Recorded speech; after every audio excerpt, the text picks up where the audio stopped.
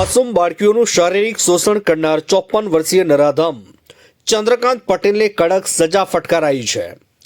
Sessions કોર્ટના જજ PP પુરોહિતે આરોપીને છેલ્લા શ્વાસ સુધી જેલની સજા ફટકારી। તારીખ 14 ઓક્ટોબર 2024ના રોજ વસો પોલીસ સ્ટેશનમાં થયેલી ફરિયાદથી નરાધમનો ભાંડો ફૂટ્યો હતો। પીએસઆઈ પીઆઈ ડીવાયએસપી અને એલસીબીની ટીમે ગણતરીના દિવસોમાં સચોટ તપાસ પૂર્ણ કરી।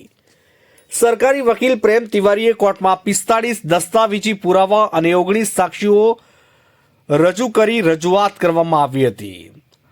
આરોપી નાની બાળકીઓને ચોકલેટની લાલચ આપી પોતાની હવસનો શિકાર બનાવતો હતો।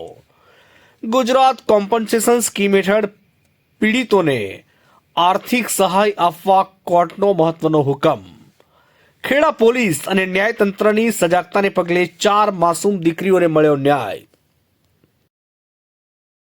આજે જે નામદાર કોર્ટમાં આ કામના આરોપી ચંદ્રકાંત ઉર્ફે પટેલ ને નામદાર કોર્ટે ઇપિકો કલમ તથા પોક્સો એક્ટની અલગ અલગ કલમોમાં કુલ 2 કલમોમાં જીવનના છેલ્લા શ્વાસ સુધી અને અલગ અલગ કલમોમાં 10 વર્ષ 5 વર્ષ 3 વર્ષ એમ અલગ અલગ કલમોની અલગ અલગ સજા કરેલી છે। તથા આ કામના ભોગ બનનારના પરિવારને જે ગુજરાત કોમ્પન્સેશન સ્કીમના અનુસંધાને 2 લાખ રૂપિયાનો કોમ્પન્સેશન આપવાનો હુકમ કરેલ છે। કેસની વિગત એવી છે કે તારીખ 14/10/2024ના રોજ આ કામનો જે ગુનો છે જે છેલ્લા ઘણા વખતથી ચાલી આવતો હતો, એટલે આ કામના આરોપીએ પોતાના ગામની આજુબાજુમાં રહેતી કુલ 4 નાની નાની ભોગ બનનાર દીકરીઓને પોતાનો શિકાર બનાવેલો। એ ઘટના 14 તારીખે પ્રકાશમાં આવતા એક ભોગ બનનારની માતાએ પોલીસ સ્ટેશનમાં ફરિયાદ આપી।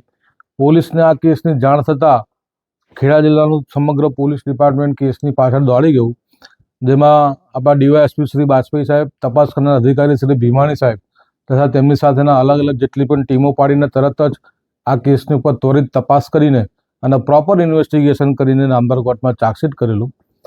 નામદાર કોર્ટમાં ચાર્જશીટ થયા બાદ કેસ ચાલવા પર આવતા ડિસ્ટ્રિક્ટ જજ શ્રી પીપી પુરોહિત સાહેબની કોર્ટમાં આ કેસ ચાલી જતા સરકાર પક્ષે અમોએ આશરે 45 જેટલા દસ્તાવેજી પુરાવા અને 19 જેટલી મૌખિક જુબાનીઓ નામદાર કોર્ટમાં રજૂ કરેલી અને 4 ભોગ બનનારની જુબાનીઓ નામદાર કોર્ટની અંદર કાયદામાં જણાવેલી જોગવાઈઓ પ્રમાણે એક હુમલી વાતાવરણની અંદર જુબાની લેવામાં આવેલી, એ પણ અમારી માટે અને કોર્ટમાં માટે પણ ખૂબ જ અઘરું હતું।